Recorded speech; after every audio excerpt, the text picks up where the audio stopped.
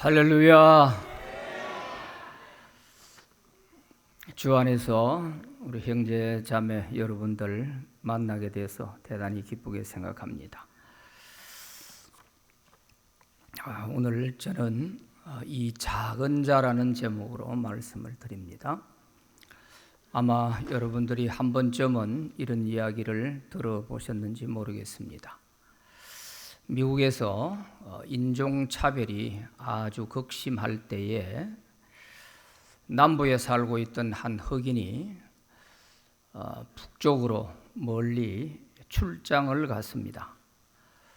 숙소에서 가까운 교회로 주일 아침에 예배를 드리기 위해서 갔던 것입니다.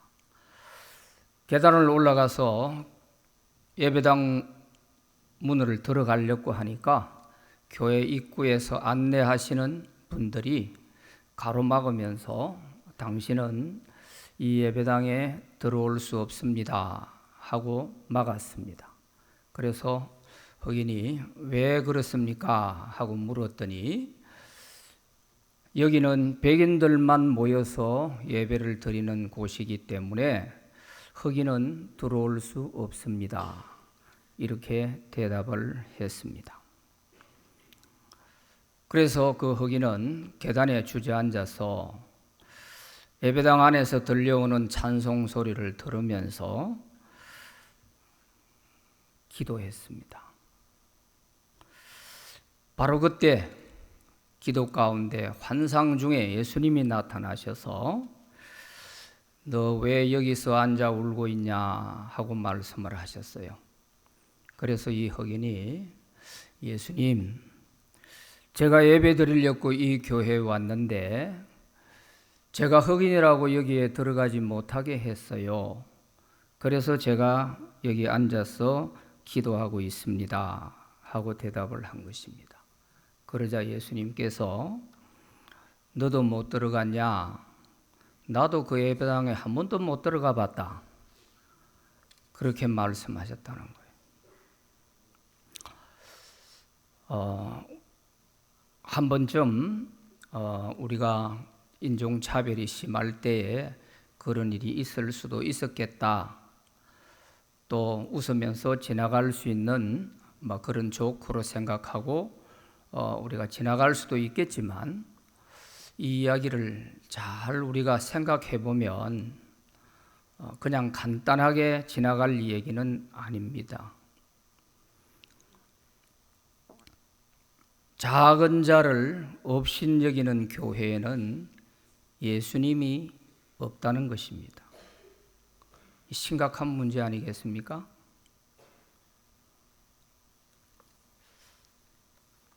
그리고 또 한 가지는 예수님이 안 계셔도 사람들은 얼마든지 화려한 예배를 드릴 수 있구나 하는 것을 느끼게 됐어요. 저는 이런 생각을 하면서 온몸에 소름이 돋았습니다. 아마 그 예배당에서 예배를 드리는 사람들은 열정적인 찬양이 있고 뜨거운 기도가 있고 또 감동적인 설교를 들으면서 성도들은 은혜를 받았다고 하면서 기쁜 얼굴로 다 그 예배당 문을 나왔을 것입니다. 그러면 도대체 주님이 안 계신 그 예배에 그 사람들이 드린 예배는 누가 그 예배를 받으셨다는 말입니까? 누구에게 예배를 드렸다는 것입니까? 성도들이 은혜를 받았다고 하는 그 은혜는 누가 준 은혜입니까? 우리가 조금만 생각해 보면 이게 간단한 문제가 아니구나 하는 것을 알 수가 있어요. 오늘 본문 말씀에 보면 이 작은 자 중에 하나라도 업신여기지 마라 그런 말씀을 하고 있습니다. 여기서 말하는 작은 자는 어린아이를 포함해서 사회적 약자를 말합니다.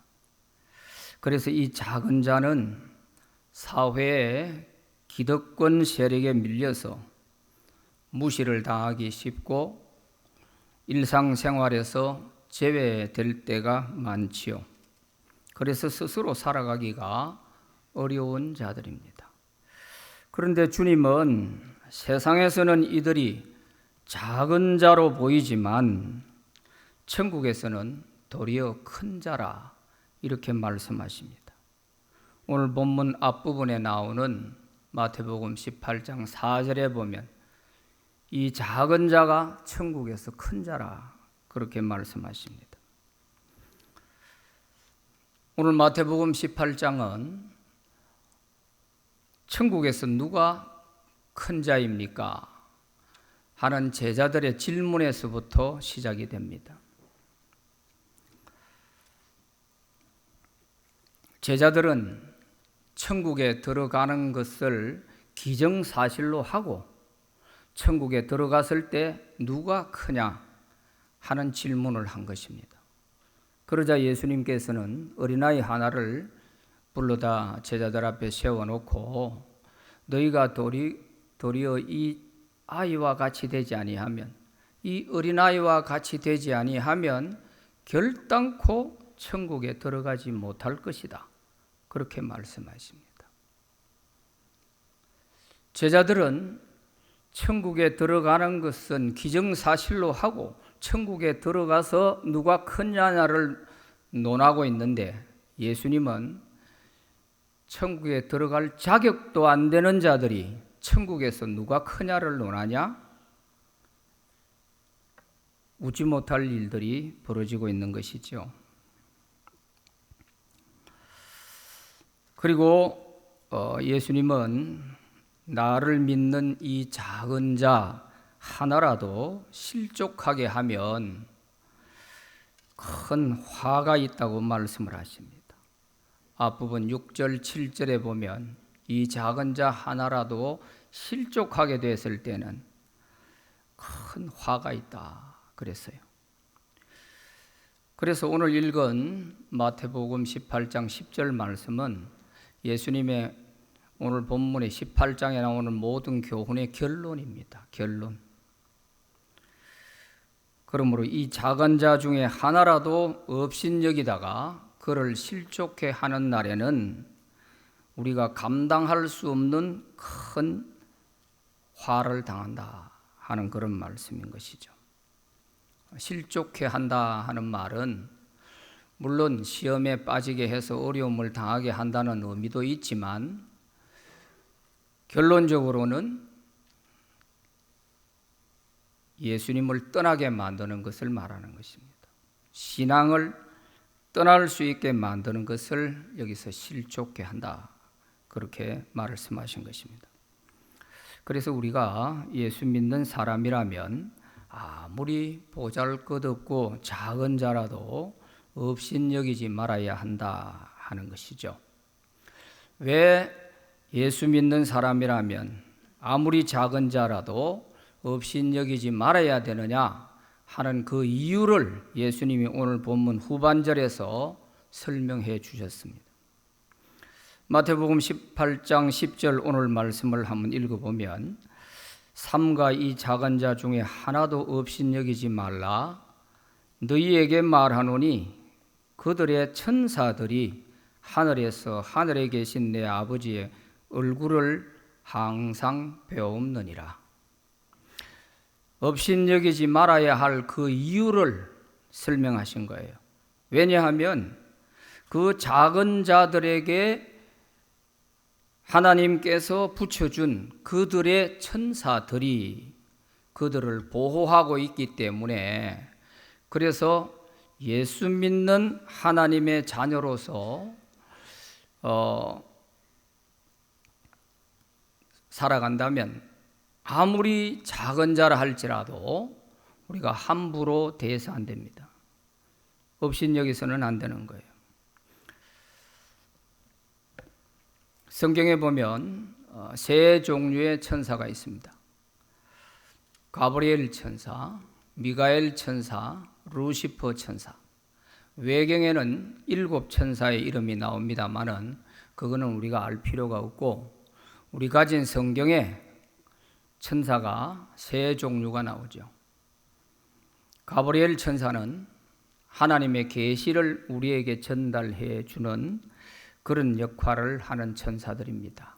또 우리가 기도할 때 우리 기도를 금향로에 담아서 하나님께 올려드리는 이런 역할을 하는 천사가 가브리엘 천사입니다.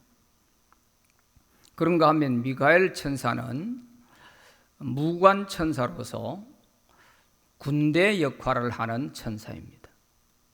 전쟁이 일어나거나 어떤 다툼이 벌어졌을 때 하나님이 이 미가엘 천사를 보내서 해결을 하시는 것입니다. 천사라고 하는 존재가 어떤 자들이냐? 히브리서 1장 14절에 보면 정확하게 우리에게 가르쳐주고 있습니다. 모든 천사들은 섬기는 영으로서 구원받을 상속자들을 위하여 섬기라고 보내심이 아니냐, 이렇게 말씀하고 있습니다. 구원받을 상속자들을 위하여 섬기라고 보내준 자들이 천사들입니다. 구원받을 상속자가 누굽니까? 하나님의 자녀들이잖아요. 예수님을 영접하고 하나님의 자녀가 된 자들이 장차 하나님의 나라를 물려받을 상속자들이에요. 그렇기 때문에 하나님의 자녀들에게는 하나님이 최소 2 이상의 천사를 붙여주시는 거예요. 우리가 예수님을 영접할 때에 내가 사람 앞에 주님을 시인하고 그 순간에 우리 이름을 하늘나라 생명책에 기록을 하고 최소 2 이상의 천사를 그 사람에게 붙여주시는 거예요. 하나는 가브리엘, 하나는 미가엘. 미가엘은 우리를 지켜주는 수호 천사고, 가브리엘 천사는 우리에게 일어나는 모든 일들에 대해서 하나님의 계시를 우리에게 전해주며 우리의 기도를 하나님께 올려드리고 응답을 가져다 주고 하는 이 역할을 하는 것이죠. 그래서 오늘 거기 보면 그들의 천사들이 그랬어요. 이 작은 자들에게 붙여진 천사들이 복수를 쓰고 있죠. 최소 2 이상입니다. 그리고 특별히 우리가 기도할 때 많은 천사들을 보내주실 수도 있죠. 그래서 구약 성경에는 전쟁이 일어났다든지 하는 이럴 때에는 하나님께서 많은 천사들을 보내주셔서 전쟁에서 승리하게도 해주신 이런 내용들이 많이 나오지요. 자, 그래서 우리 믿는 사람이라면 아무리 작은 자라 할지라도 우리가 업신여기지 말고 주의해야 하는 이유가 바로 여기에 있는 것입니다. 그들의 천사들이 내 아버지의 얼굴을 항상 배옵느니라. 이 말은 수시로 이 천사들이 오르락내리락 하면서 하나님께 내게 일어나는 모든 일들을 하나님께 보고하고 있다, 그런 말씀이잖아요.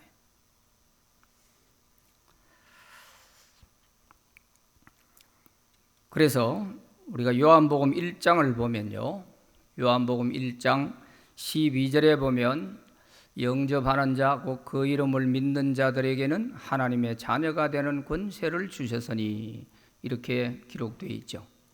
예수님을 영접하는 사람에게 하나님의 자녀가 되는 권세를 주셨다 했는데, 그 하나님의 자녀의 권세 중에 하나가 이 천사들의 보호를 받을 수 있는 것입니다. 그리고 그 요한복음 1장 마지막 절 51절에 가서 보면 이 예수님을 영접한 사람에게 있어서는 천사가 오르락내리락 하는 그 내용을 거기서 말씀하고 있어요. 진실로 진실로 너희에게 이르노니 하늘이 열리고 하나님의 사자들이 인자 위에 오르락내리락 하는 것을 보리라, 이렇게 말씀하셨어요. 예수님 영접한 사람에게 천사가 오르락내리락 하는 것을 보리라. 이것을 이미 구약 성경에서 그림으로 우리에게 하나님은 보여주셨습니다. 그것이 창세기 28장에 보면 야곱이 형을 피해서 도망가는 길에 베델에서 잠을 자다가 꿈에 하나님이 나타나셨잖아요. 사다리가 놓여 있고 사다리 꼭대기에는 하나님이 계시고 자기는 땅에 있고, 그래서 하나님과 자기 사이에 사다리로 연결이 되어 있고 그 사다리에는 천사가 오르락내리락 했다 하는 것을 창세기 28장 12절에 확실하게 기록을 해놨어요. 이미 우리는 그것을 하나님을 만난 자에게 천사가 오르락내리락 하는 이 사건이 있다는 것을 그림으로 그려 보여주듯이 우리에게 보여주신 바가 있단 말이에요. 그래서 그것을 요한복음 1장에서 예수님을 영접하면 너희들에게도 이렇게 된다 하는 거 아니겠어요? 야곱과 하나님을 연결시켰던 그 사다리가 뭐입니까? 그 사다리가 바로 예수 그리스도입니다. 죄로 말미암아 하나님과 우리 사이가 끊어져 있던 관계가 예수님으로 말미암아서 사다리가 이어진 거예요. 이렇게 이어지게 되면 그 사다리로 천사가 오르락내리락 한 것처럼 인자 위에 천사가 오르락내리락 하는 것을 너희가 볼 것이다. 얼마나 이렇게 명확하게 말씀하시는지 몰라요. 그래서 우리가 하나님께 기도하게 되면 우리 기도를 이 가브리엘 천사가 금향로에 담아서 하나님께 올려드리고 하나님이 응답을 허락해 주시면 그 응답을 우리에게 가져다 줘요. 구약의 다니엘이 21일 동안 금식할 때에 하나님은 기도하는 첫날 응답을 이미 내려주셨어요. 가브리엘 천사가 응답을 가져오는데 도중에 사탄이 길을 막아가지고 21일째 되는 마지막 날 도착해가지고 그 응답을 다니엘에게 일러줬어요. 그때 그 응답을 가져오고 그 기도를 올려주고 하는 그 천사가 가브리엘이었습니다. 자, 그러므로 우리가 예수 믿고 하나님의 자녀가 됐다 하면 이 자녀의 권세를 우리가 잘 활용하는 것이 좋아요. 그것은 우리에게 하나님이 성결하고 보내준 천사들을 잘 활용을 하는 것입니다. 그런데 예수 믿는 사람 가운데 많은 사람들이 이 천사들을 활용할 줄을 몰라요. 천사가 있는 줄도 몰라요. 내게 하나님이 천사를 붙여주셨다는 사실조차도 인정을 잘 안 하는 분이 많습니다. 그리고 예수를 믿어도 반쪽 예수를 믿고 있는 거예요. 이런 어마어마한 특권이 우리에게 있는데도 이 특권을 써먹지를 못해요. 그래서 우리에게는 다 하나님의 자녀들에게는 최소 2 이상의 천사들을 다 붙여주셨으니 우리가 열심히 기도하면 천사가 바쁘게 오르락내리락 하겠죠. 그런데 기도 안 하는 사람에게 붙여진 천사는 너무 편한 거예요. 오르락내리락 할 이유가 없어요. 제일 편합니다. 군대 가도 보직을 잘 받으면 얼마나 편한지 몰라요. 보직 잘못 받으면 얼마나 힘든지 몰라요. 3년 내내 군대 생활이 힘들죠. 그와 마찬가지로 기도 안 하는 사람에게 가가 붙여준 천사는 땡 잡은 거예요. 땡 잡았어요. 그러나 기도 많이 하는 사람에게 붙여진 천사는 바빠요. 아침 저녁으로 그냥 쉴 새 없이 오르락내리락 해야 돼요. 자, 그러면 여러분 천사를 좀 쉬게 해 주실랍니까? 바쁘게 좀 일하도록 하실랍니까? 예, 부지런히 기도 많이 하셔서 천사가 정말 바쁘게 오르락내리락 할 수 있도록 그렇게 하시기 바라요. 그게 자녀의 권세를 우리가 누리는 것입니다. 자, 그렇기 때문에 오늘 본문 말씀을 다시 한번 더 보면 그들의 천사들이 하늘에 계신 내 아버지의 얼굴을 항상 배옵느니라. 자, 이렇다면은 우리가 작은 자를 업신여기거나 구박하거나 홀대하게 되면 그를 지키는 천사가 하나님께 가서 보고할 거 아니에요. 이 사람에게 일어나는 모든 일들을 다 보고하니까요. 그러면 하나님께서 그 보고를 받으시고 어떻게 할까요? 그 사람한테 가서 좀 꿀밤 한 대 줘라. 하나님이 뭔가 조치를 안 하시겠어요? 안 그러면은 그 사람 좀 깨닫게 만들어 줘라. 하나님이 한마디만 하시면 그 천사가 내려와서 우리에게 그렇게 작은 자를 업신여기고 홀대하고 한 그것을 깨닫도록 하세요. 그 깨닫게 만드는 과정이 때로는 우리에게 대단히 힘든 시간이 될 수가 있습니다. 그 시간이. 그래서 우리가 일상생활 속에서 뭔가 일이 잘 풀리지 않고 내 뜻대로 뭐가 잘 안 되고 그런 일이 있으면 우리 자신을 돌아보는 지혜가 필요한 거예요. 뭘 깨닫게 하시려고 하나님께서 이렇게 하시는 것인지 이거를 내 자신을 돌아보면서 깨닫는 것이 필요해요. 그게 빨리 문제 해결의 열쇠를 찾는 방법이란 말이에요.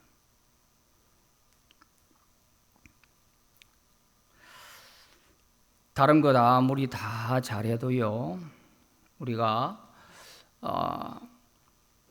이런 하나님의 자녀의 특권을 누리고 보호를 받으며 살려고 하면 예수님을 확실하게 영접하고 하나님의 자녀가 확실하게 되어야 되는 거예요. 그래야 하나님께서 이렇게 보호해 주시는 거예요. 우리가 작은 자라 할지라도 평생 이들을 뒤따라다니면서 뒷바라지 해줄 수 없어요.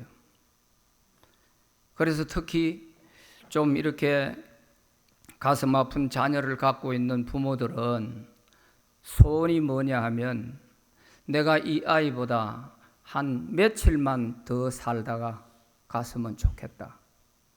그런 말을 하는 경우를 들어봐요. 참 가슴 아픈 얘기죠. 평생 우리가 따라다니면서 내가 다 책임진다. 그런 생각하면 안 돼요. 하나님의 자녀가 되도록 만들어서 하나님께 맡기면 내가 키우고 내가 뒷바라지 하는 것보다 하나님은 더 잘해 주실 수 있어요. 그게 믿음이란 말이에요. 믿음. 그래서 다른 것 다 잘 해주고 육신적으로 다 해줘도 하나님의 자녀가 되게 만들어 놓지 못하면 결국 아쉬움을 남기게 됩니다. 오래전에 미국 레이건 대통령 시절에 온 미국 시민들에게 큰 감동을 주었던 그런 일이 있습니다.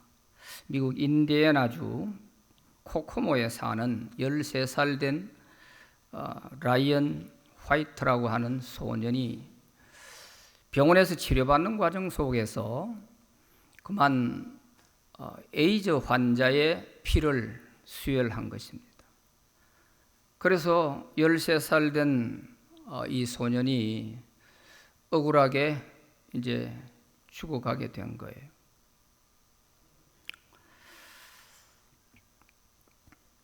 당시에는 이 에이즈라는 병이 알려지기도 전이었기 때문에 뭐 치료약도 없어요.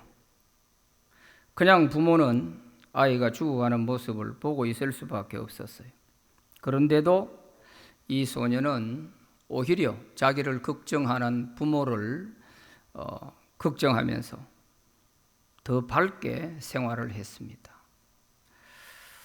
이 아이의 일이 매스컴에 보도가 되면서 많은 사람들에게 에이즈에 대한 경각심도 불러일으키게 됐고 또 책임 있는 자들은 많은 찾아와서 이 아이를 위로하기도 했습니다.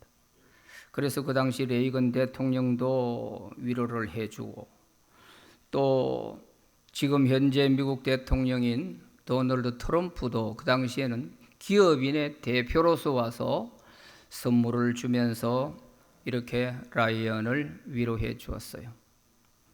그런가 하면은 또 마이클 잭슨 같은 이런 유명 가수도 라이언 소년에게 머스탱 빨간 자동차를 선물로 사주면서 위로를 해 주었어요. 팝 가수 엘튼 존도 라이언을 위로해 주면서 같이 와서 함께 놀아주기도 했어요. 자, 이렇게 많은 사람이 위로를 해 주었지만 결국에는 아무도 그를 살리지를 못했어요. 그래서 진단받을 때에 6개월밖에 못 산다고 하던 라이언이 5년을 더 살고 18살에 세상을 떠나게 됐습니다. 라이언 소년이 죽은 직후에는 미국 연방의회에서 라이언 법안을 만들어 가지고 에이즈 연구와 계몽 교육을 하도록 이렇게 할 만큼 라이언 사건이 미국 사회에 큰 화제가 되었던 것입니다. 이 라이언 소년이 죽기 전에 그의 아버지와 마지막으로 나눈 대화가 한 크리스찬 신문에 실려서 더욱 많은 시민들의 마음을 울렸습니다. 라이언의 아버지가 이렇게 말합니다. 아들아, 미안하다. 이제는 너에게 내가 아무것도 해줄 것이 없구나. 이 아빠가 너에게 어떤 선물도 줄 수 없음을 용서해다오. 이렇게 말을 하자 그 아들 라이언이 이렇게 대답합니다. 아빠, 전 지금까지 많은 선물을 받았지만 아무도 아빠 같은 선물을 준 사람이 없어요. 아빠는 저에게 예수님을 믿게 해 주셨잖아요. 죽어도 천국 갈 수 있게 해 주셨잖아요. 아빠 때문에 제가 교회에 나가게 되었고 예수님을 믿어 구원받았으니 이보다 더 귀한 선물은 없을 거예요. 하는 이런 대화의 내용이었습니다. 라이언의 아버지는 아들에게 죽어도 천국 갈 수 있도록 예수님을 잘 믿게 해준 구원의 선물을 주었습니다. 아빠 때문에 구원받았으니 이보다 더 귀한 선물은 없을 거예요. 하는 이 18살의 라이언에게서 나온 이 고백이 오늘 우리 모든 자녀들에게도 있기를 바랍니다. 우리가 가르치는 교회 학교 학생들에게도 이런 고백이 있었으면 좋겠습니다.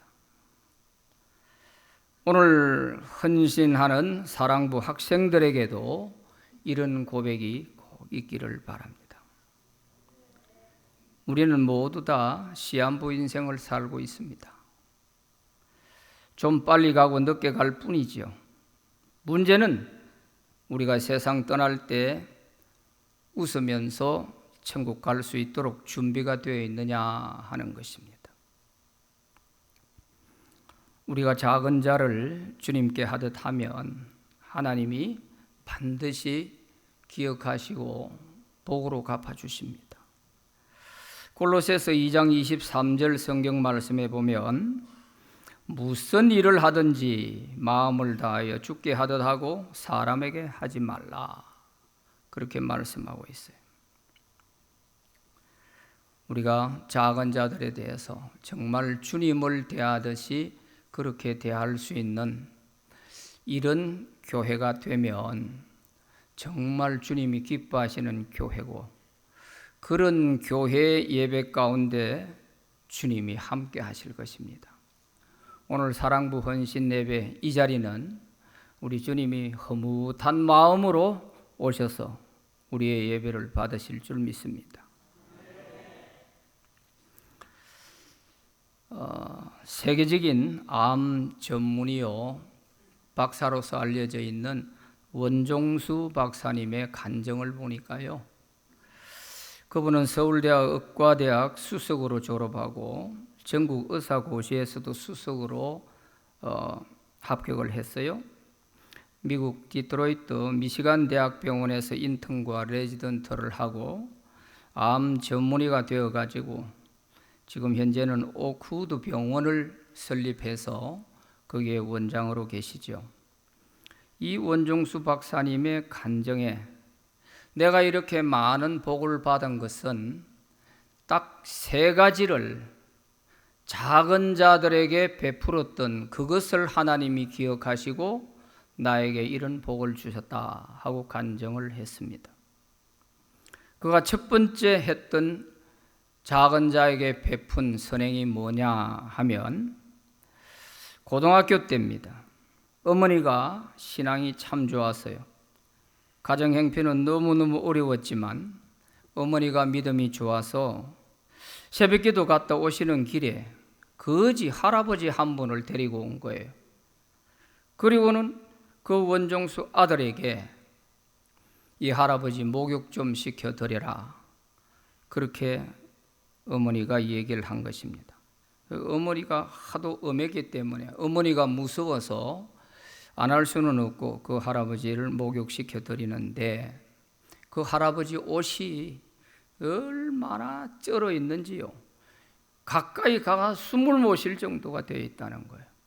그래서 도저히 손으로 하지를 못하고 막대기를 가지고 옷을 벗기고 그래서 그 옷을 막대기로 가지고 물에 넣어서 이렇게 누르고 흔들고 그랬다는 거예요. 하여튼 어떻게 하든 그렇게 해가지고 그 할아버지 목욕을 시켜드렸대요. 그리고 자기가 아껴놓았던 그 네이 한 벌마저도 어머니가 그거 꺼내서 할아버지 입혀드리라. 그래서 입혀드렸대요.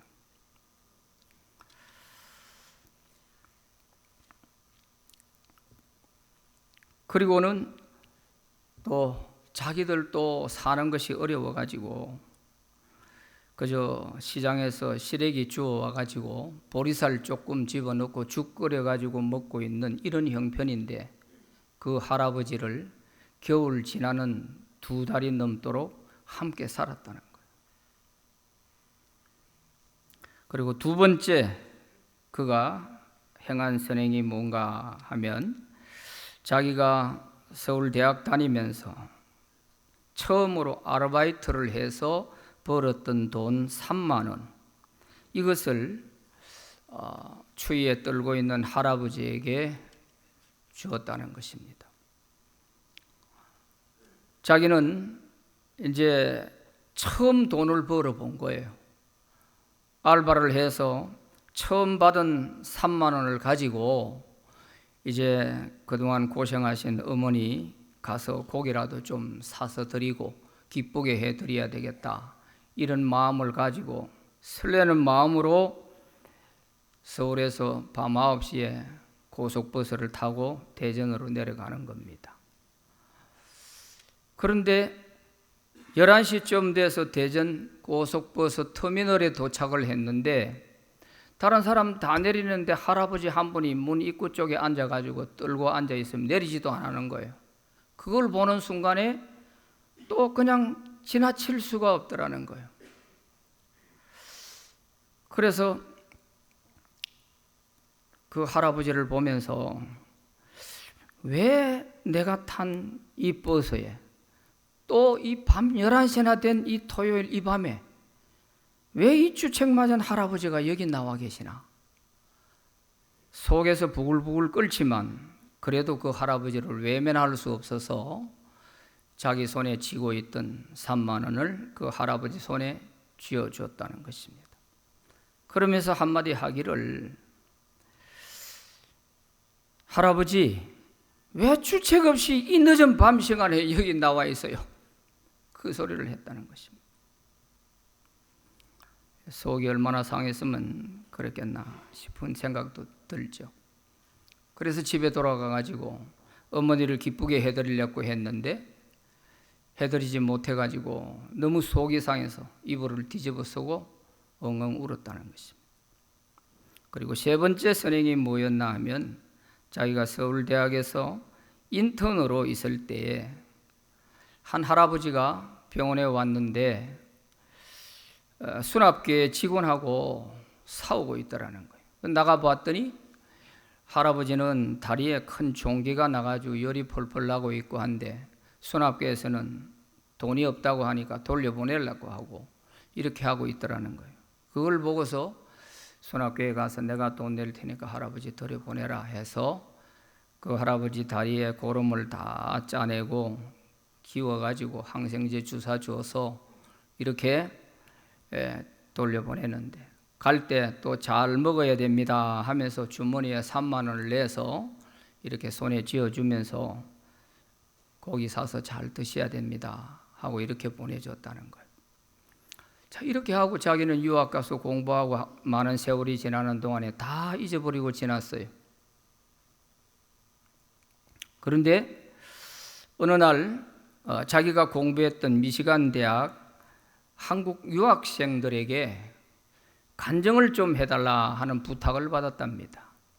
그래서 부탁을 받고 가서 이제 예배당에 들어가서 시작하기 10분 전에 뒤에 앉아서 기도를 하는데 주님께서 딱 환상 가운데 사진을 보여주듯이 세 카트를 딱 보여주더라는 거예요. 그 세 카트가 바로 이 세 가지 선행이었어요. 그래서 이걸 딱딱딱 보여주면서 네가 작은 자들에게 한 일을 내가 기억하고 너에게 복을 주었다. 네가 이것을 간증해라. 그렇게 말씀하시더라는 거예요. 그러면서 주님께서 박종수 박사에게 이렇게 말합니다. 종수야, 네가 목욕시켜주고 네 가진 전부를 주며 네가 치료해 주었던 그게 바로 나였어. 내가 그날 얼마나 춥고 배가 고팠는지 몰라. 그 많은 사람이 성경책을 끼고 지나가면서도 나를 모른 척하고 지나갔지만 너의 어머니가 나를 불렀어.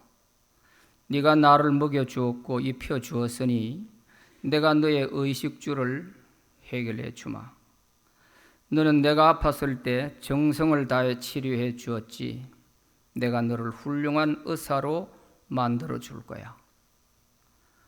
하는 이런 말씀을 하시더라는 것입니다. 그래서 자기 자신을 가만히 돌아보니까 거지 할아버지 목욕시켜준 후로 하나님이 자기에게 지혜를 주셔서 뒤에서 10등 안에 들어가던 학생이 대전고등학교를 1등으로 졸업을 했어요. 서울대학에 들어갈 수 있었어요. 서울대학 다니면서 알바해가지고 처음 받은 월급 3만 원을 할아버지에게 전해주었는데 그 뒤로 그가 서울대학에서 수석으로 졸업할 수 있었고 또 의사고시에서 수석으로 합격할 수 있었고 인턴 때 할아버지 치료해드린 그것 때문에 세계적인 암 전문의가 되고 암 권위자가 돼서 이렇게 자기가 훌륭한 의사가 되어 있는 모습을 생각해 보니까 너무 감사했다는 것입니다. 그가 그래서 이렇게 기도했답니다. 예수님, 그럴 줄 알았으면 진작 말씀해 주시지. 그랬으면 제가 나무 막대기로 안 했을 텐데. 또 왜 주책 없이 이 늦은 밤에 나와 있냐고 그런 소리 안 했을 텐데요. 그런 기도를 했다는 것입니다. 작은 자들에게 한 것이 주님께 한 것이 되어서 내가 이렇게 복을 받았다 하는 간증을 했습니다. 마태복음 25장 40절 말씀에 예수께서 이르시되 내가 진실로 너희에게 이르노니 너희가 여기 내 형제 중에 지극히 작은 자 하나에게 한 것이 곧 내게 한 것이니라 그랬습니다. 오늘 우리도 작은 자들을 주님 섬기듯이 함으로 다 이런 복을 받을 수 있기를 바랍니다. 오늘 밤에 헌신 예배를 드리는 사랑부를 섬기는 또 목사님과 또 교사들과 또 우리 모든 학생들에게도 이런 큰 은혜가 있기를 바랍니다. 60명이나 되는 이런 학생들을 섬기고 있는 교사들, 오늘 찬양하고 하는 걸 보니까요, 얼마나 많은 수고를 하셨을까. 제가 가슴이 뭉클했습니다. 아무쪼록 또 여러분들에게 하나님의 놀라운 기적들이 넘쳐나게 되길 바랍니다.